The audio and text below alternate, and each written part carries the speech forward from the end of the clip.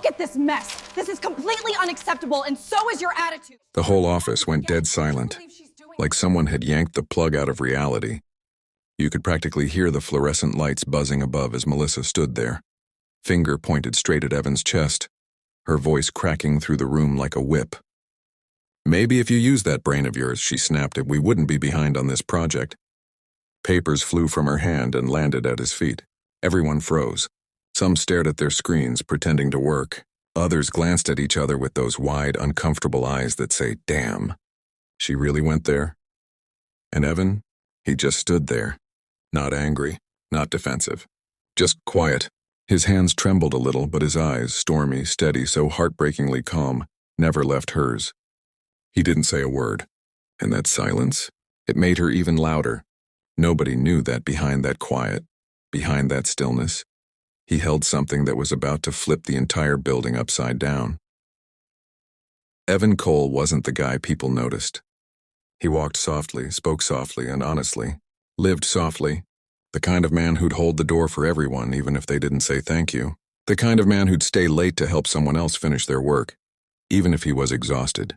He had grown up that way, raised by two parents who believed kindness wasn't weakness even though the world often treated it like it was. Evan moved to the city after losing his mom, trying to restart his life with whatever pieces he had left. He lived in a tiny apartment, drank cheap coffee, read old books, and he worked, harder than most people noticed. He dreamed of a workplace where people treated each other like humans, not stepping stones.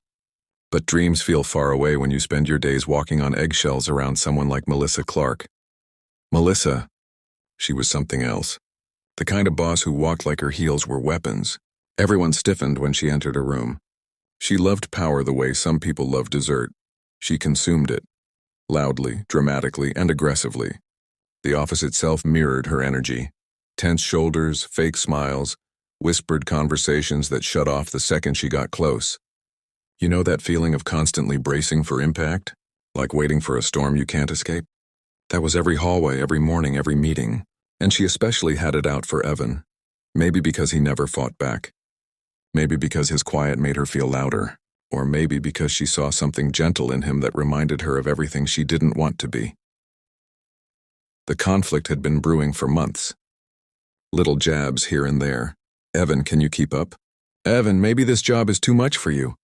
Then bigger ones, public call-outs, stolen credit, subtle humiliation. And he took it. Not because he was weak, but because he didn't know yet that he didn't have to. The breaking point came that morning. Evan had worked all night fixing a problem someone else caused.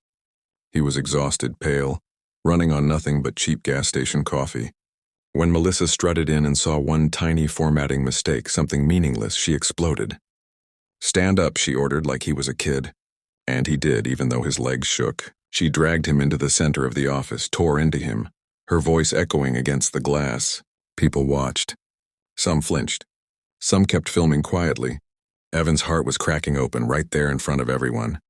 That's when she said the line that hit him hardest. "You're nothing here, nothing." The words hit him like a slap, even though she never touched him. The humiliation was complete until his phone buzzed. And everything shifted. Evan looked down at the screen and the tiniest flicker of something. Strength? Resolve? Lit his eyes. He inhaled. Slow. Deep. Then he pressed a button and lifted the phone to his ear. Melissa scoffed. "Oh, what now? You calling HR? Go ahead. Call whoever you want." And she laughed. Actually laughed. Then the elevator dinged, loud, unusually loud. The glass doors opened and in walked three people the office had never seen before. Executives in tailored suits, the kind who didn't show up unless something big was happening. The whole room stiffened. Melissa straightened her blazer and put on her sweetest fake smile. "Welcome." "How can I help?" "We're here for Mr. Cole," one of them said, and the air left the room. Everyone turned.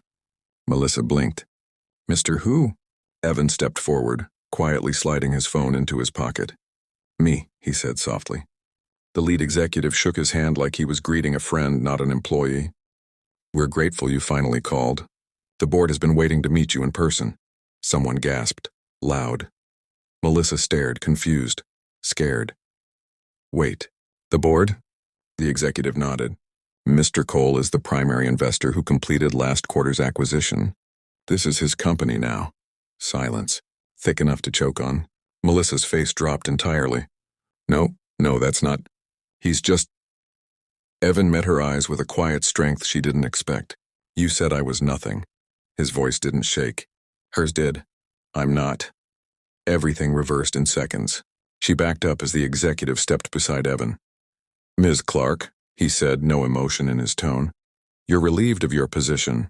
Effective immediately. No yelling. No drama, just truth. Justice arrived without raising its voice. Melissa's heels clicked away down the hall. No power left in the sound.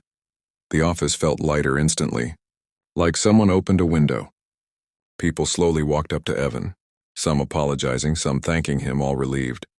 And Evan, he didn't gloat, didn't brag, didn't punish anyone who stayed silent. He just said quietly, let's make this a place we're not afraid to walk into every day. Weeks later, the office transformed. Open conversations, respect, relief. And Evan finally felt like he could breathe again. One afternoon, an intern dropped a stack of papers in the hallway and froze, expecting to be yelled at. Evan knelt down, smiling softly. It's okay, he said. Everyone has bad days. The kid nodded, eyes glassy with gratitude. And Evan walked away knowing something important. Sometimes the people who get crushed the hardest rise the highest. Because humility isn't weakness, quiet isn't emptiness. And the secret he held wasn't power. It was becoming the person the whole office needed.